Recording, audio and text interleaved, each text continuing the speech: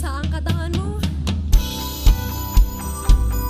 Kami percaya Tuhan, setiap apapun yang kami alami, Engkau ada bersama dengan kami. Amin.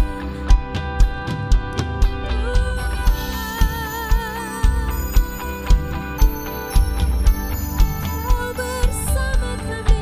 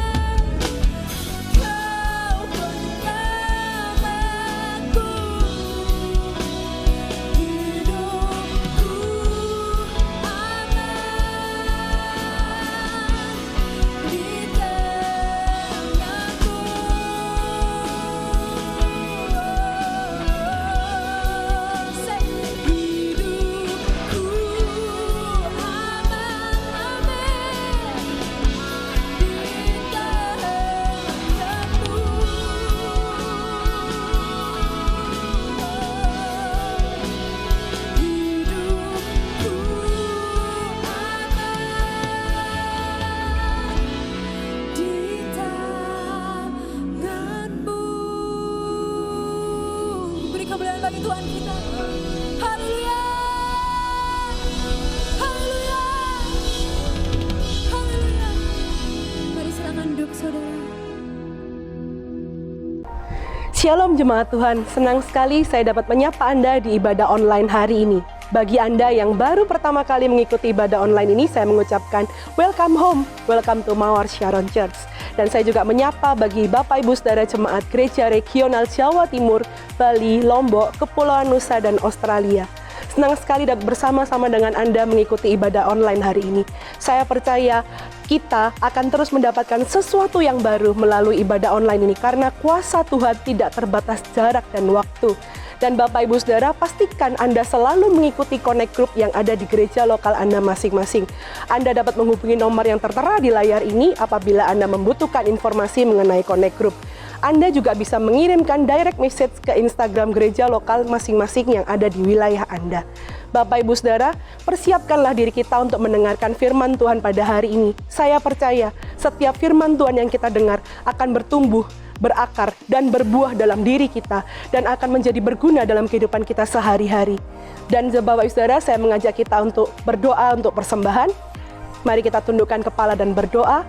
Terima kasih ya Tuhan untuk kesempatan boleh menabur benih bagi kerajaan-Mu. Kami mau memberi yang terbaik ya Tuhan, karena segala sesuatu yang terbaik dalam kehidupan kami, semua berasal daripada-Mu. Hanya di dalam nama Yesus Tuhan, yang antusias sama-sama dengan saya katakan, amin. Shalom Bapak Ibu Saudara, pada tanggal 8 Mei tahun 2020 akan diadakan KKR secara online. Pembicaranya adalah Pastor Philip Mantova. Tema KKR ini adalah Indonesian for Nation. Karena itu Bapak Ibu Saudara, bagi setiap Anda yang memiliki keluarga, kerabat, teman yang ada di luar negeri, di luar negara Indonesia, misal di Australia, di Sydney, Melbourne, dan sekitarnya, Singapura, juga berbagai negara yang lain, mari beritahukan tentang acara ini kepada setiap mereka. Karena saya percaya di situasi yang demikian ini, setiap orang memerlukan Tuhan. Kita percaya sesuatu yang luar biasa akan Tuhan nyatakan di dalam KKR ini. Akan terjadi hujan pertobatan, hujan pemulihan, dan hujan kesembuhan. Oleh sebab itu jangan lewatkan KKR ini di tanggal 8 Mei 2020. Karena kita percaya tidak ada jarak di dalam hadirat Tuhan. Tuhan Yesus memberkati.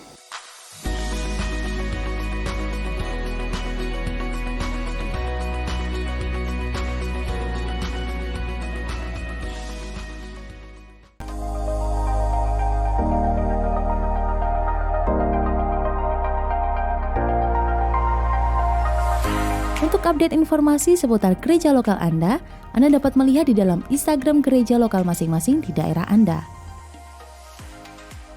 Untuk memudahkan Anda dalam mengikuti ibadah online, Anda dapat mengakses melalui gms.church/streaming/Jatim Bali Nusa Aus, dan Anda juga dapat melalui YouTube GMS Sidoarjo.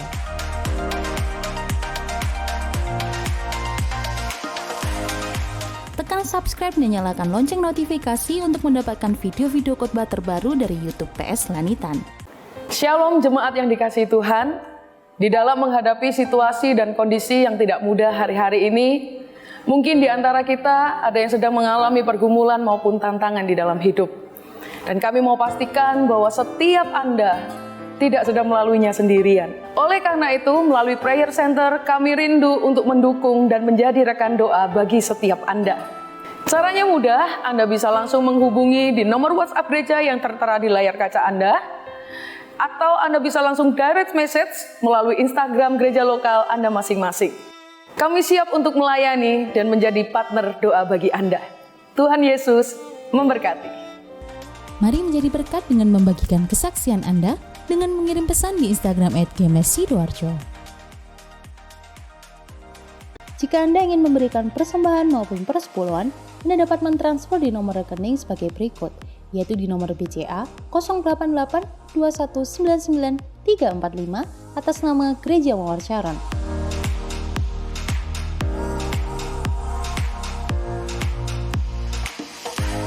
Atau Anda dapat men-scan QR Code berikut ini dan juga dapat menerima transfer melalui BCA Mobile, Sakuku, OVO, Dana, dan GoPay.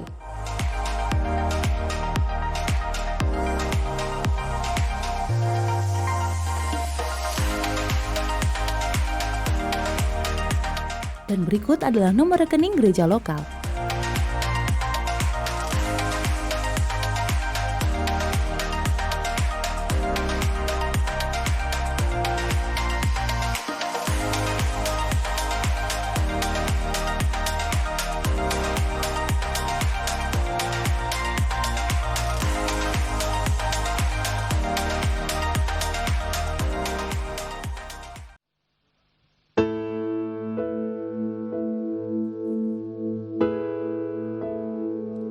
Kami percaya Engkau Tuhan gak pernah meninggalkan kami.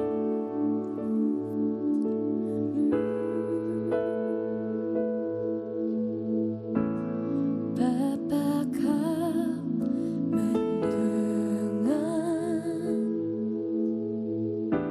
seruan hatiku, tak pernah Kau lepaskan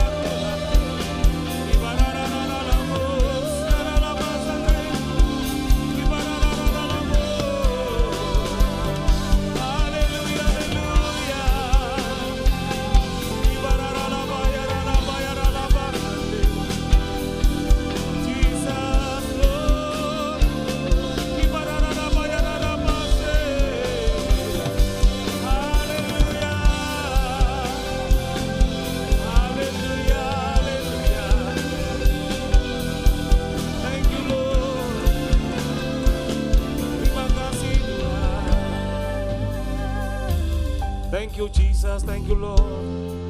Bapak kami bersyukur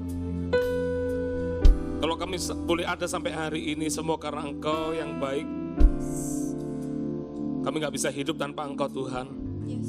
Kami perlu Engkau. Kami mau mendengar suara Tuhan. Karena kami tahu sepatah kata yang daripadamu sanggup mengubahkan keadaan kami. Kami minta ya Tuhan, saat-saat seperti ini bahwa kami semakin melekat, bahwa kami peka mendengar suara Tuhan. Karena kami perlu firman-Mu, kami perlu dituntun, dibangun. Sehingga firman-Mu itu sanggup membawa kami naik level lebih lagi di dalam Engkau. Satu kata yang dari Tuhan, tak usah kau takut kata Tuhan.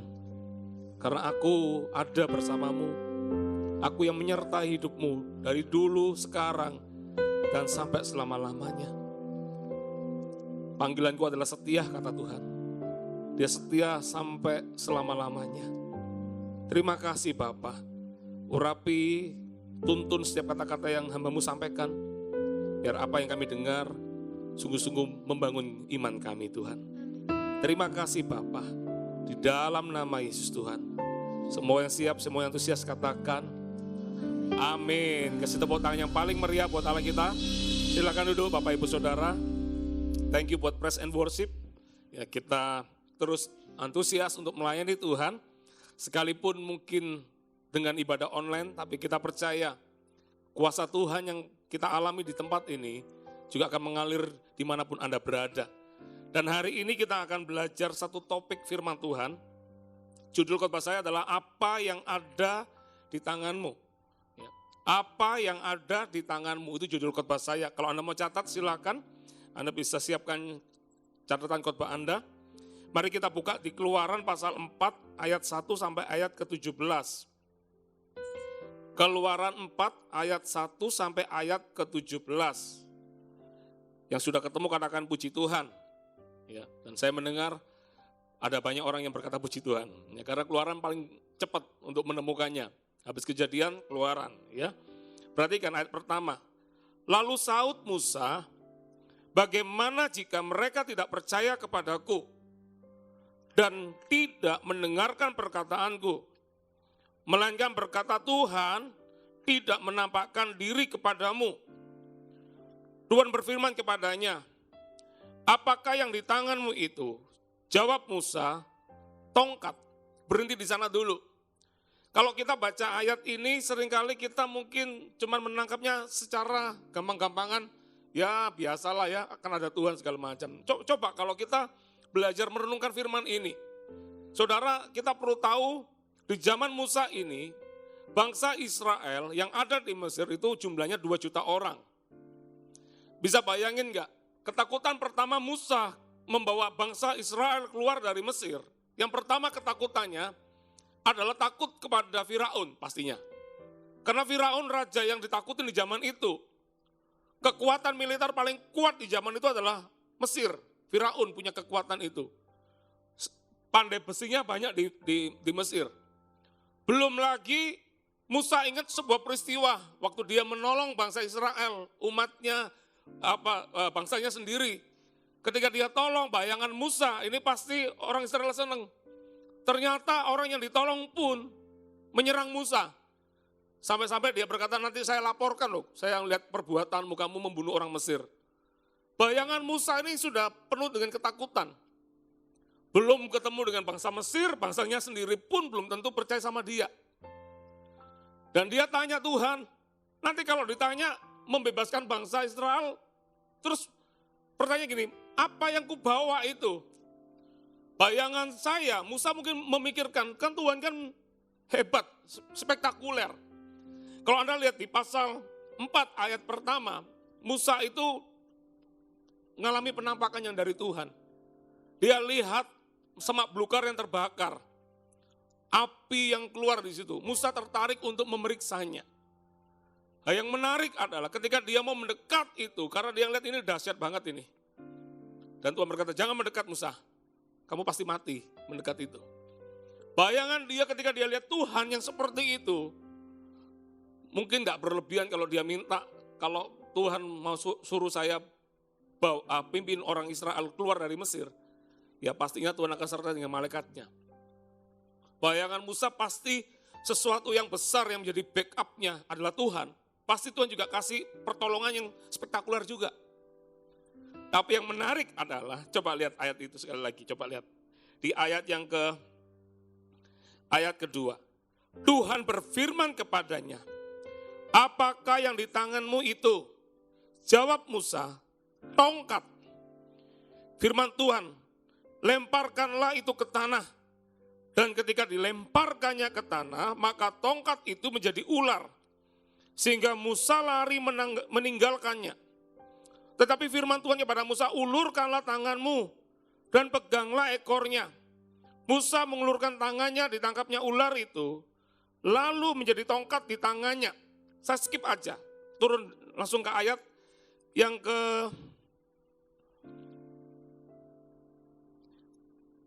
skip aja langsung ke ayat ke-17, perhatikan. Dan bawalah tongkat ini di tanganmu yang harus kau pakai untuk membuat tanda-tanda mujizat. Ini menarik. Apa yang ada di tanganmu Musa? Musa berkata tongkat. Sesuatu yang biasa tongkat. Sesuatu yang biasa menurut cara pandang manusia. Ternyata Allah mau pakai itu saudara. Saya tahu situasi sekarang gak mudah. Ada banyak orang, saya dengar kabar yang kena PHK.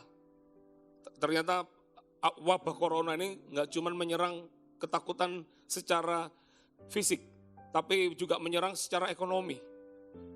Bagaimana semua orang mengalami shutdown. Pekerjaan banyak yang bankrupt, terancam bankrupt. Ada lagi pekerjaan yang mereka gak punya omsetnya betul-betul turun banget. Bagaimana menggaji pegawainya nggak tahu caranya gimana segala macam. Dalam situasi seperti ini, mudah bagi kita untuk menyerah dalam kehidupan kita. Tapi hari ini kita akan belajar bahwa Tuhan kita adalah Tuhan yang sanggup, dia tidak dipengaruhi oleh keadaan. Keadaan sesulit apapun, seluar biasa apapun, asalkan kita berjalan bersama Allah, maka kita akan menjadi lebih dari pemenang. Yang percaya katakan amin. Pertanyaannya sederhana. Kenapa tongkat? Ada 3 poin yang saya ingin bagikan dengan cepat. Yang pertama, tongkat itu bicara apa? Yang pertama, tongkat bicara tentang setia dengan apa yang ada, sekalipun kelihatannya tidak berarti. Saya ulangi lagi. Tongkat artinya setialah dengan apa yang ada di tanganmu itu, sekalipun kelihatannya tidak berarti. Ini menarik sekali. Kenapa? Karena kita tidak akan pernah maju kalau selalu melihat apa yang tidak ada pada kita. Dalam situasi begini, berhenti untuk cuma bermimpi. Berhenti untuk berandai-andai untuk kapan ya keluar ya, kapan ya keluar ya. Ya saya ya senang hari ini saya juga bertanya ke beberapa teman. Ini apakah wabah corona sudah berakhir? Ya. Karena apa? Karena ya kepingin beraktivitas kembali seperti sedia kala. Kita ditahan semua ini, harus stay at home di rumah masing-masing. Ini pertanyaannya sampai berapa lama? Kalau kita cuma memikirkan kapan kita bisa keluar, sebetulnya kalau saya boleh jujur, saya katakan, saat kita cuma memikirkan kapan kita bisa keluar, kita sedang kehilangan poin-poin, waktu-waktu yang berharga yang harusnya kita bisa kerjakan sekarang ini. Bisa paham ini enggak? Kalau kita mikirkan apa yang tidak ada, seandainya kalau nggak ada corona, seandainya kalau nggak ada ini, nggak ada itu, hidup jauh lebih baik. Maka kita akan menjadi orang yang menghabiskan waktu tapi nggak pernah maju di hidup ini. Karena kita cuma mikir terus di sana. Kita nggak pernah punya pemikiran apa yang ada sekarang, apa yang bisa ku kerjakan sekarang. Itu yang Tuhan tertarik buat hidup kita saudara. Apa yang ada di tangan kita? Coba cek di tangan Anda ada apa? Tangan saya ada. Bisa masak ini hari ini. Lakukan itu. Come on. Sekarang apa yang sulit? Gak ada yang sulit. Yang sulit adalah pikiran untuk mau melangkah maju. Kadang orang memikirkan betapa repotnya dulu, betapa sulitnya. Tuhan, 2 juta orang loh. Kan memberi makan. Kan harus menyiapkan mandinya gimana nanti. Padang gurun di sana. Nggak segampang ketika kita ada hari ini pergi, ya nggak mudah juga di zaman sekarang. Tapi zaman itu juga nggak mudah. Nggak ada jaminan makanan disediakan. Bagian dia, nah gimana caranya jalan kaki 2 juta orang. Ada yang mungkin naik lembu, naik segala macam. Tapi kebanyakan pasti jalan kaki. Gimana caranya jalan kaki dari Mesir sampai ke tanah perjanjian. Itu takes time. Dan belum lagi rutenya adalah naik gunung, turun gunung. Saya bisa bayangkan Musa, makanya kalau kita mikir Musa ini kok disuruh Tuhan kok nggak cepat melangkah ya. Saya bisa mikir ini orang bukan orang bodoh, dia mikirkannya jauh banget sebetulnya. Tapi yang menarik adalah Tuhan nggak kasih sesuatu yang seperti pikiran kita. Tuhan justru lihat ini, apa yang ada di tanganmu Musa, gunakan itu. Daripada kita menangisi nasib kita yang hari-hari ini mungkin ngalami banyak hal. Kenapa enggak kita mulai belajar melihat apa yang ada di tangan kita. Orang kalau bisa melihat apa yang ada di tangannya, terus bisa bersyukur kepada Tuhan, disitulah langkah pertama mujizat akan terjadi. Halo, saya ulangi lagi. Orang kalau bisa melihat apa yang ada di tangannya, sekalipun mungkin kecil, tapi kalau dia bisa melihat itu sebagai berkat yang dari Tuhan, itulah langkah mujizat pertama-tama yang akan Tuhan nyatakan. Saya mendengar seseorang yang dia sekolah chef di Amerika. Bayangan dia adalah dia dapat pekerjaan di Amerika sebagai chef juga. Ternyata dia lamar pekerjaan kerja di sebuah restoran, tiba-tiba di PHK. Ketika di PHK mungkin nggak gampang bagi dia. Hari itu dia berkata, kok bisa di PHK? Mana Tuhan ya? Sampai satu titik dia belajar berdamai dengan dirinya. Dia belajar menerima keadaan yang ada. Dia berkata, ya sudahlah, sudah di PHK. Mau apa lagi? Pulang. Dari Amerika pulanglah ke Indonesia. Karena dia nggak diterima di Amerika, dia pulang ke Indonesia. Yang dilakukan apa? Dia punya sekolah masak. Dia punya titel chef sebagai koki. Dia orang yang punya sekolahnya, tapi nggak keterima di Amerika. Dia lakukan di Indonesia. Saya masih ingat kesaksian orang ini. Ketika pertama kali dia buka usaha restorannya dia, itu menunya terbalik-balik. Makanan ada di sini, minuman begini. Lucu ya. Kalau makanan begini harusnya minuman begini ya. Tapi ini makanan di sini gini ya, kebalik minumannya. Ini bukan seni. Tapi memang dia nggak pernah punya pengalaman untuk membuka restoran. Tapi ternyata dari apa yang dia bisa kerjakan sekalipun kecil, sekalipun tidak sesuai dengan pikiran manusianya. Tapi ketika dia lakukan itu, ketika dia bersaksi itu, perusahaannya ada 500, restorannya ada 500 di seluruh Indonesia. Dia berkata, thank God, kemarin di PHK, thank God. Kalau nggak di PHK aku tetap ikut orang. Kapan itu bisa terjadi? Saat Anda bisa menghargai apa yang ada di hidupmu. Saat-saat seperti ini nih, saat-saat yang baik untuk kita upgrade diri, belajar. Ya, saya dalam stay at home ini, saya belajar untuk lebih produktif. Kita punya banyak pilihan, stay at home, tinggal home dan tidur aja. Atau kita mau mengembangkan diri kita. Saya, ya sedikit-sedikit bisa masak lah ya, sedikit-sedikit lah ya. Kadang-kadang harus men-challenge kayak begini nih, challenge ya. Siapa customernya? Istri dan anak-anak. Ya. Belajar, saya sudah membayangkan besok saya mau masak kare ayam. Ayamnya sudah ada, tinggal di kare. Gampang kan? Sudah ada bumbu lengkap, tinggal ditambah-tambahin. Sebetulnya simple kok. Nggak ada di dalam kehidupan kita yang orang berkata bahwa kita nggak punya apapun yang bisa ditonjolkan, nggak mungkin. Minimal kita punya satu talenta di hidup kita. Halo? Minimal kita punya satu talenta, kembangkan itu. Kembangkan itu. Apa yang ada di tanganmu, kembangkan itu. Karena saya percaya ini baru titik awal kita. Makanya kenapa Tuhan berkata apa yang ada di tanganmu? Satu tongkat, sesuatu yang kecil. Tapi saat kita percaya bersama Tuhan, apa yang menurut kita nggak berarti itu, justru itulah nanti kemenangan kita, saudara. Katakan amin. Tuhan mau supaya kita percaya bahwa apa yang kelihatan kecil seperti satu talenta bisa menjadi besar suatu hari nanti. Hanya tongkat biasa loh. Tapi tongkat yang sama dipakai untuk melakukan mujizat. Nggak pernah bertanya, kenapa nggak Tuhan langsung nyatakan mujizat ya? Langsung aja Tuhan nggak perlu tongkat. Kan Tuhan nggak perlu alat bantu. Tapi Tuhan memang sengaja kasih tongkat itu supaya apa? Supaya kita bisa menghargai yang kecil-kecil itu loh di dalam kehidupan kita. Saya kalau ngomong sama anak saya, nak, kamu bisa main ukulele, kamu bisa main gitar, kamu bisa main piano. Saya bilang, jangan cuma rata-rata nak, kembangkan. Jadikan itu yang terbaik kalau kamu bisa. Kalau kamu bisa lakukan itu semua nak, itu semua nanti akan menguntungkan hidupmu. Saya kalau ngomong sama anak-anak saya, kalau kamu rata-rata, semua orang ya bisa rata-rata. Kayak papa gini main gitarnya otodidak, nggak bisa upgrade lebih lagi ya karena nggak dikembangkan. Tapi kalau kamu punya kemampuan lebih hebat, saya hari ini disalib sama Kathleen main gitarnya. Dia bisa main gitar cepat, papanya tetap sama, gitarnya worship. Hanya untuk penyembahan, nadanya ya di situ-situ aja. Gak bisa lari-lari, dia bisa main piano, dia bisa ukulele, belajar-belajar sendiri dari internet. Saya bilang, kembangkan itu nak. Saya bilang, kamu tahu nggak itu nanti bisa jadi menolong kamu suatu hari nanti.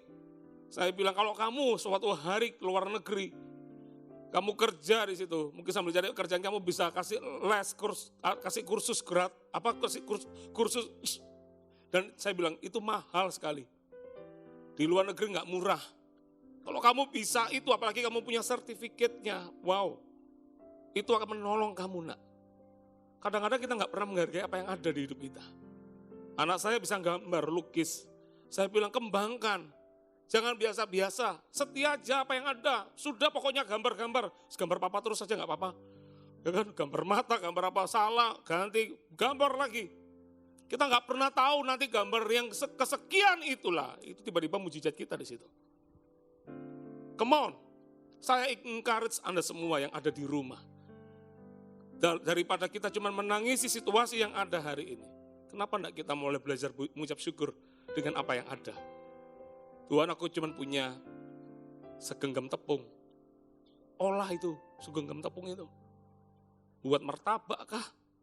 Mau buat, ya, kalau saya sebutkan ini juga nggak semua orang tahu. Ya. Mungkin bisa buat makanan ringan, snack kecil. Yang bisa dibuat apapun. Cuma segenggam tepung, harga tepung itu tetap talenta. Kembangkan itu saudara. Hari ini saya bisa memberikan les musik. Kenapa enggak dikasih les musik? Enggak perlu ketemu langsung hari ini. Pakai online. Internet sekarang jadi murah. Ya kan? Apalagi sekarang yang lagi terpuruk ekonomi listriknya tinggal 900 VA seperti itu dapat gratis kadang-kadang, potongan setengah. Dibantu sama pemerintah. Gunakan itu. Pakai itu. Hargai apa yang ada di hidup kita. Katakan amin. Ya. Tapi yang ironisnya adalah kebanyakan orang tidak pernah menghargai apa yang ada di dalam hidupnya. Musa kalau mau perfeksionis gitu ya. Kalau dia mau semuanya serba tertata dengan rapi. Mungkin gak ada mujizat yang terjadi. Kadang orang itu terlalu ego. Mau buka, saya pernah ketemu satu orang bingung dengan ekonominya. Saya dorong dia, buka tempat makan. Sudahlah, nggak usah pikirkan kamu bikin apa segala macam. Kalau kamu nggak bisa, bikin aja yang kekinian. Apa? Contohnya, jualan mie instan, tapi dikasih topping-topping. Nggak usah kepikiran punya depotnya, punya kaki 5 pun aja. Saya bilang ke dia, langkah pertamamu adalah cari tempat. Tenda. Kalau kamu perlu rombong, nanti kita akan support rombongnya mungkin, seolah-olah kayak begitu. Tapi dia selalu banyak alasan berkata nggak bisa, kalau hujan gimana? Loh, memangnya yang kaki 5 tenda itu apakah enggak kehujanan juga mereka? Kalau Anda mau yang perfect untuk melangkah pertama, ya Anda akan kehilangan waktu lebih banyak lagi saudara. Karena justru ketika Anda pikirkan yang nggak ada, itulah yang membuat Anda nggak pernah melangkah dalam hidup ini. Sometimes dalam hidup ini sudah harga apa yang ada, just do it, melangkah aja. Tuhan tanya apa yang kita punya? 200 dinar. Harusnya 200 dinar cukup kalau diserahkan kepada Tuhan. Tapi karena ketika orang-orang cuma ngeliat ini dibanding 5.000 orang gak cukup. 1 dinar adalah upah pekerja sehari. 200 dinar artinya 200 orang bekerja dalam sehari, lumayan sebetulnya. Tapi karena mereka selalu ukur, pingin yang perfeksionis, maunya mungkin ya kalau ribuan ya ribuan dinar juga dong. Supaya komplit makanannya. Tapi thank God, hari itu tiba-tiba ada anak kecil yang rela hatinya ketika Tuhan memberikan sayembara apa yang kita punya. Anak kecil itu malah yang menyerahkan. Ini loh, 502 ikan. Apa sih istimewanya 502 ikan? Kenapa tidak dibilang 5.000 roti dan 2 ikan paus supaya memberi makan 5.000 orang? Tapi anak kecil yang membawa dikatakan, itu mungkin gak berarti bahkan. Tapi ketika itu belajar diserahkan sama Tuhan, lihat mujizat kelimpahan terjadi. 5.000 laki-laki diberi makan, belum wanita, belum anak-anaknya. Wow. Apa yang ada di tanganmu hari ini? Coba, kalau Anda, saya percaya semua punya tangan bukan hari ini. Coba, jangan bayangkan nggak ada apa-apa, pastor. Ya nggak ada sih. Coba dicek di rumah ada apa. Saya rasa banyak deh. Banyak. Tinggal nanti setelah dengar firman Tuhan ini, langsung mulai dicek apa yang gue punya. Oh, gue bisa gambar. Pakai dong. Kembangkan. Tawarkan hari ini nggak perlu punya toko kok. Anda nggak perlu punya toko. Toko Anda sekarang nggak perlu punya toko. Buat apa kita punya toko satu, dikenalnya cuma di sekitarnya, kiri kanan. Bahkan mungkin di kelurahan itu. Tapi toko yang sekarang adalah toko online. Anda jual di sini, yang lihat bisa dari mana-mana. Kenapa nggak ditawarkan di situ? Katakan amin. Ya. Situasi boleh sulit, tapi kita nggak mau cuma duduk diam dan menangisi nasib. Kita mau bergerak maju. Kita mau melangkah keluar. Karena firman Tuhan juga berkata jelas, kamu adalah imamat terajani, bangsa yang terpilih. Kita terpilih saudara. Kita adalah umat kepunyaan Allah. Anak Tuhan gak boleh menyerah dalam keadaan apapun juga. Harusnya kita melangkah. Kita ini pelita, kita ini terang. Bahkan bukan terang kecamatan atau kelurahan. Bukan terang kota lagi, tapi dikatakan terang. Kamu adalah terang dunia. Artinya apa? Kita akan dibawa Tuhan naik di dalam hidup ini. Gimana caranya naik? Belajar menghargai apa yang ada di hidupmu. Kembangkan itu saudara. Katakan amin. Katakan amin. Yang kedua, tongkat bicara tentang apa? Tongkat. Kenapa Tuhan berkata apa yang ada di tanganmu? Dan cuma tongkat yang ada di tangannya Musa. Tongkat bicara penyertaan. Kenapa saya katakan penyertaan? Karena tongkat gembala pada zaman itu dipakai untuk mengukir kisah kehidupan seseorang. Dia akan gambar di situ. Dari waktu dia kecil, waktu dia melangkah menjadi besar, dia pernah mengalami apa, dia pernah mengalami pertolongan Tuhan. Dia akan tulis di sana semua. Dan kenapa Tuhan tertarik untuk melakukan mujizat dengan tongkat itu? Karena Tuhan mau mengingatkan Musa, bahwa dalam segala hidupmu, dalam apapun yang kamu lakukan di waktu itu, aku ada bersamamu Musa. Kalau engkau pernah lihat aku pernah menolongmu di masa lalu, maka aku juga akan berkata bahwa kalau kamu mengalami struggle hari ini, aku juga akan ada bersamamu hari ini.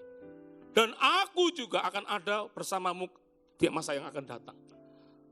Tuhan tidak menjanjikan kita jalannya mulus, saudara. Enak kalau ikut Tuhan jalannya mulus.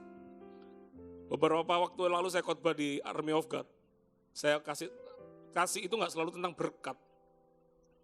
Kalau cuman kasih itu bicara kasih Bapa itu bicara tentang berkat, kita jadi anak yang gampang.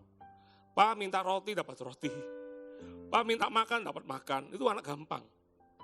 Kasih itu nggak selalu bicara tentang berkat, tapi kasih kadang-kadang juga bicara tentang didikan. Sesuatu yang mungkin nggak enak bagi kita.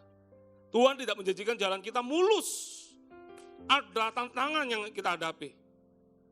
Tapi ketika kita dalam tantangan itu, ketika kita lihat tongkat itu, kita tahu Allah ada di masa laluku. Dia menolongku ketika aku dalam pergumulan. Allah juga ada pada sekarang ini. Tuhan mau ingatkan kita, jangan takut anakku. Situasinya boleh berubah, tapi kasih setiaku tidak akan pernah berubah dalam hidupmu dan hidupku. Kasih setia Tuhan tidak pernah berubah. Keadaan boleh nggak seperti apa yang kita mau. Walau 1000 rebah di sebelah sisiku, 10.000 rebah di sebelah kananku. Namun tidak akan pernah menimpa aku. Bagaimana Daud bisa berkata itu? Karena dia yakin tentang Allahnya. Dia adalah Allah yang disebut namanya Immanuel. Yang artinya adalah Allah beserta kita. Dia ada bersama kita dalam segala situasi. Come on. Itu adalah kisah kehidupan. Mungkin kita nggak bawa tongkat secara harafiah hari ini. Tapi bukankah kita diingatkan setiap peristiwa-peristiwa di hidup kita. Makanya kita kadang-kadang perlu mencatat apa yang ada itu. Tulis, yang paling penting tulis di dalam loh hati. Saat kita dalam lembah kekelaman pun, kita akan tetap berkata bahwa gardamu dan tongkatmu akan mengenyangkan aku. Aku tak takut akan bahaya. Karena aku tahu, aku tidak sendirian. Aku punya Engkau Tuhan. Ayo saudara, ini saat yang paling baik untuk kita terus melangkah. Terus berjalan, menangkap setiap apa yang dijanjikan sama Tuhan di dalam kehidupan kita saudara. Katakan amin. Tongkat adalah sesuatu yang biasa. Tapi di dalam tongkat itulah ukiran-ukiran. Makanya kalau Anda belajar dari kitab kayak satu raja-raja, Anda lihat Elia kemana dia akan bikin mesbah, kemana lagi bikin mesbah lagi. Mesbah itulah seperti tongkat, catatan tongkat itu. Kisah kehidupan seseorang yang berjalan bersama Tuhannya. Aku ingat loh Tuhan, ketika Engkau menolongku di waktu itu. Itu menjadikan kita kuat. Saya bisa bayangin jadi Musa gak gampang. 2 juta orang men, aduh ya. Ngembalakan 2 juta orang itu gak gampang. Tiba-tiba berangkat, itu gimana caranya ya? Tiba-tiba suara speakernya sebesar apa ya? Gak ada speaker zaman itu. Gak mungkin gak ada alarm tetet. Waktunya berangkat, gak ada. Itu saya bisa bayangin 2 juta orang loh. Itu kalau sensusnya gimana ya? Kalau ada yang ketinggalan 1 gimana itu? Bayangin ya, kita punya anak 10 aja. Itu ribetnya bukan main. Ini anaknya 2 juta saudara. 2 juta, itu nanti kalau sakit, bawa rumah sakit mana ya? Itu dokternya siapa ya? Waduh, itu pertanyaan yang dalam bahasa Inggrisnya keluar kata jelimet. What is jelimet? Itu sudah nggak mungkin bisa dipikirkan dengan secara akal logika, sulit di padang gurun. Gimana caranya ya? Makanya ketika dia dalam pergumulan itu, ketika dia lihat tongkat itu, dia ingat ada Tuhan. Ah iya ya, ada Tuhan di hidupku. Kadang manusia, Alkitab yang berkata jelas di kitab Mazmur, orang benar itu bisa jatuh. Tapi bedanya gini, kalau orang benar itu nggak akan sampai tergeletak. Kalau orang nggak benar mungkin tergeletak, sudah nggak bisa bangkit lagi. Tapi orang benar bisa jatuh, tapi tak akan sampai tergeletak. Ketika dia mau lemah, dia ingat tongkat itu. Iya ya, kok ada Tuhan di hidupku. Ada Tuhan di hidupku. Ada Tuhan di hidupku. Jualan roti, coba tiba-tiba nggak terlalu rame. Ingatkan diri kita, ada Tuhan. Nggak boleh malas, nggak boleh kendor, nggak boleh menangis. Lakukan terus, olah. Bila perlu puter-puter. Kayak orang jual kayak bikin pizza. Pokoknya kayak master. Wah, pokoknya kerja karena tahu ada Tuhan. Hari ini belum lihat mujizat, nggak apa-apa. Besok pasti ada mujizat. Besok belum ada mujizat, besok lusa pasti ada mujizat. Besok lusa belum ada, besok lusanya lagi akan ada mujizat. Sampai kapan ya? Sampai lihat mujizat nanti. Ingat aja dipegang ini, ada Tuhan di hidupku. Dan itu cukup bagiku. Tuhan pernah menolongku. Saya kalau ngomongin sama Owan, kamu ditolong Tuhan. Ketika kamu masih kecil, kamu pernah sakit step, dan kamu sempat apnu, berhenti nafas 3 kali. Kalau Tuhan bisa tolong kamu di waktu itu, Tuhan akan tolong kamu nanti. Saya akan ingatkan dia, makanya kalau ini anak sudah diserahkan ke Tuhan, Tuhan jadi seperti apa sudah, papa mamanya berserah sudah. Makanya kalau Owan ditanya, Owan mau jadi apa cita-citanya? Jadi kayak papa, jadi pendeta kayak papa. Istri saya kena sakit autoimun, trombosit tinggal 2000. 6 tahun atau 8 tahun yang lalu dia kena pertama kali kaget kayak kena sambar halilintar. Tiba-tiba trombositnya tinggal 2000. Kena sakit autoimun. Yang menurut dokter di waktu itu kita konsultasi di dokter. Dokternya bilang ini bisa minum obat seumur hidup. Obat yang diminum adalah jenis steroid yang bisa buat orang munfis. Dan itu bisa seumur hidup. Hari itu Tuhan nyatakan mujizat. Hanya dalam 5 hari trombosit yang tinggal 2.000 tiba-tiba berubah menjadi 100. Terakhir itu 1 minggu, pas hari Sabtu itu ketika kita mau KKR di Jombang, KKR kesembuhan. Hari Sabtu itu trombosit istri saya 127.000. Itu nggak pernah ada terjadi seperti itu. Saya masih ingat hari Rabu ketika saya ketemu dokternya. Saya bilang, dokter, istri saya sakit apa? Dokternya jelaskan, sakitnya autoimun trombosit perpuma, ATP. Kapan bisa keluar? Dokternya bilang begini, Pak, pasien saya itu mengalami sakit yang sama seperti istri Anda. Sudah 2 minggu Pak, sudah tambah trombosit tiap hari Pak, habis berapa? Tapi tetap nggak bisa keluar. Saya bilang, dokter saya ini mau KKR kesembuhan. Dokternya tertawa. Seolah-olah, terus apa hubungannya dengan saya? Ya nggak salah sih. Karena memang beliau sekolah untuk itu memang. Tapi saya tahu, saya punya Tuhan. Dalam masa-masa seperti itu nggak ada kata untuk berkata, Tuhan kenapa ini terjadi mau KKR kesembuhan? Kenapa harus sakit autoimun?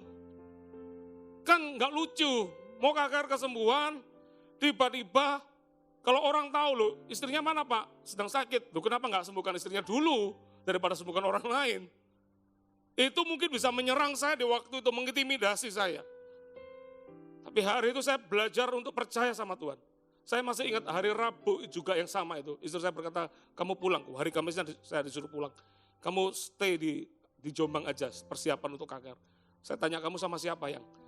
Sendirian, nanti bersama Tuhan. Dia bilang begitu.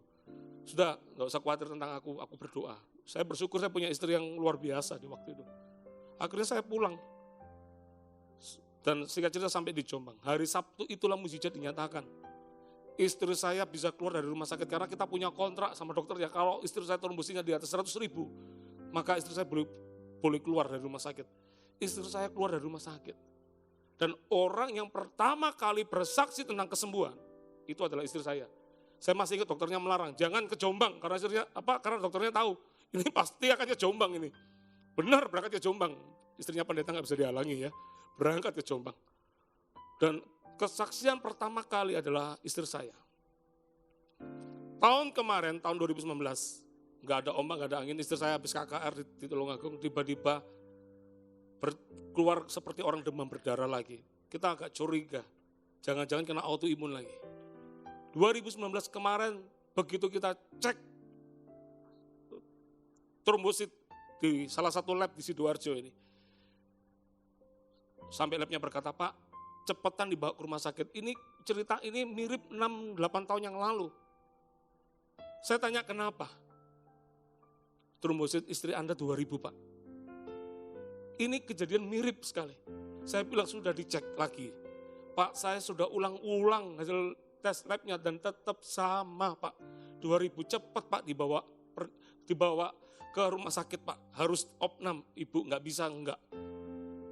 2.000 tinggal 2. Itu secara orang medis sudah ini bisa anfal. Hari itu kita janjian mau makan malam dengan anak-anak nggak jadi. Anak-anak akhirnya kita pulangkan. Saya bilang pulang ya. Papa harus antar mama ke rumah sakit untuk mama bisa ditangani dengan baik. Dalam perjalanan dari Sidoarjo ke Surabaya, perjalanan lewat highway itu, jalan tol, itu kita diem. Tapi bedanya gini, waktu ngalamin 6-8 tahun yang lalu, kita nggak ngerti ya, harus apa yang dilakukan di waktu itu. Tapi dalam perjalanan ini apakah ada kegentaran? Pastilah, namanya manusia ada. Tapi satu yang kita pegang di waktu itu, kita punya Tuhan. Tuhan yang setia. Kalau dia dulu pernah tolong kita di autoimun di waktu itu, istri saya kena autoimun. Maka Tuhan yang sama juga yang akan menolong autoimun di waktu sekarang ini, 2019 kemarin. Istri saya untuk yang pertama kali kena autoimun itu butuh 9 bulan kalau saya nggak salah. Itu bisa betul-betul sembuh tanpa minum obat, betul-betul lepas minum obat. Tapi yang 2019 kemarin, 2000, itu Tuhan nyatakan dalam, saya lupa 1 bulan atau 2 bulan atau 3 bulan, sampai melepas obat semua. Itu trombositnya naik dan kembali normal lagi. Saya tahu Tuhan itu adalah Tuhan yang setia. Saya nggak tahu apa yang engkau alami hari ini. Tapi tongkat itu mengingatkan kita bahwa ada Tuhan bersama kita. Kita nggak perlu takut, saudara. Kita nggak perlu gentar. Situasinya boleh berubah memang. Tapi selama tongkat itu ada bersama kita, itu kita ingat. Kadang-kadang manusia bisa lupa. Karena kita nggak lihat Tuhan. Tapi ketika lihat tongkat catatan hidup kita itu, kita tahu bahwa ada Tuhan di hidup kita. Tuhan yang akan menolong kita, saudara. Katakan amin. Katakan amin. Kalau Tuhan bisa menyatakan mujizatnya bagi kita, Tuhan juga bisa menyatakan mujizatnya bagi Anda semua. Tidak ada yang mustahil bagi Allah. Kasih tepuk tangan yang paling meriah buat Allah kita. Yang ketiga, yang terakhir. Kenapa tongkat? Yang ketiga, karena Allah mau supaya kita bergantung sepenuhnya kepadanya, bukan dari apa yang kita punya. Saya ulang lagi. Karena Allah mau supaya kita bergantung sepenuhnya kepadanya. Bukan karena apa yang kita punya. Tongkat bicara tentang sesuatu yang sederhana. Dan tidak bisa disombongkan. Ya. Saudara, kita perlu paham dulu, Musa ini bukan orang bodoh loh. Dia adalah salah satu pewaris tahta di Mesir di waktu itu. Dia adalah anaknya Firaun juga, anak angkatnya Firaun. Ini adalah orang yang disebut prince, pangeran juga di zaman itu. Dapat sekolah yang terbaik di zaman itu. Harusnya Musa bisa dengan kepandaiannya. Dia bisa lakukan untuk membebaskan bangsa Israel. Dia pasti pintar untuk nego juga seharusnya. Sekalipun dia berkata, aku tidak bisa ngomong, berat bibirku. Tapi ini orang pintar, buktinya apa? Kitab Pentatuk, Kejadian, Keluaran, Imamat, Bilangan, adalah yang nulis adalah Musa. Dan kalau kita baca tulisan Musa, tulisan ini orang terpelajar banget. Kenapa Tuhan nggak pakai kepandaian Musa untuk mengeluarkan bangsa Israel? Kenapa justru yang Tuhan pilih adalah tongkatnya yang sederhana itu? Karena Tuhan mau kita bergantung sepenuhnya, bukan karena kepandaian kita, bukan karena kehebatan kita, bukan karena skill kita yang ciamik itu. Tapi kita dengan sederhana itu supaya kita ingat bahwa kita ini cuma bergantung sepenuhnya kepada Tuhan. Ketika kita dalam berkat sekalipun kita ingat bukan karena aku, karena Tuhan. Itu semua karena Tuhan. Bukan karena kehebatanku. Makanya Allah memilih tongkat untuk membawa keluar bangsa Israel. Tongkat yang menurut manusia hal yang biasa yang sederhana. Tongkat yang sama ketika dia dilemparkan, tongkat itu jadi ular. Ketika ularnya ditangkap menjadi tongkat kembali.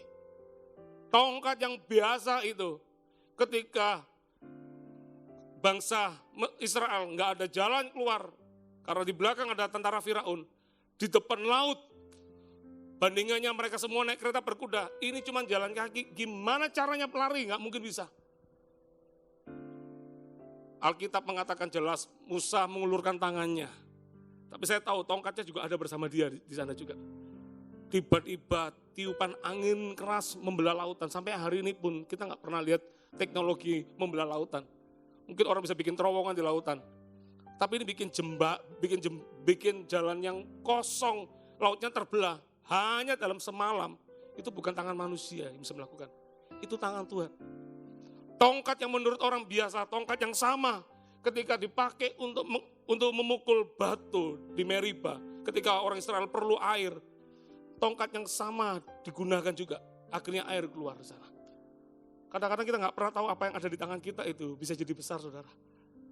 Dan Tuhan mau yang sederhana itu supaya kita ingat bahwa semua itu karena Tuhan di hidup kita, bukan karena yang lain, bukan karena yang lain.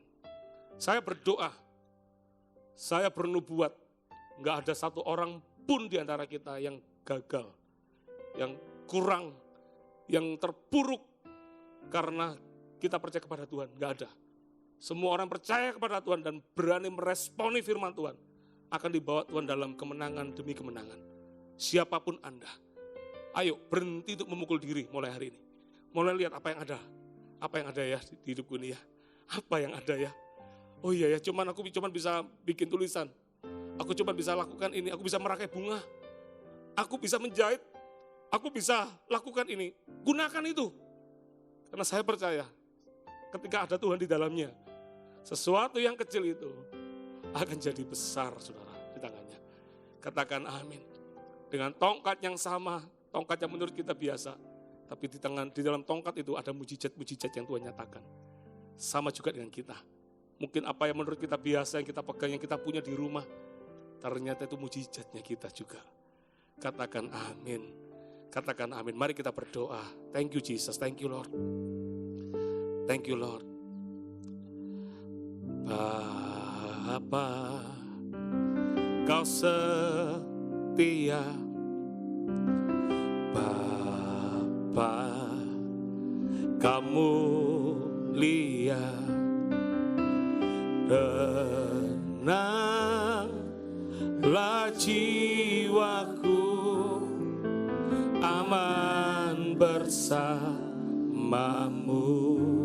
Katakan lebih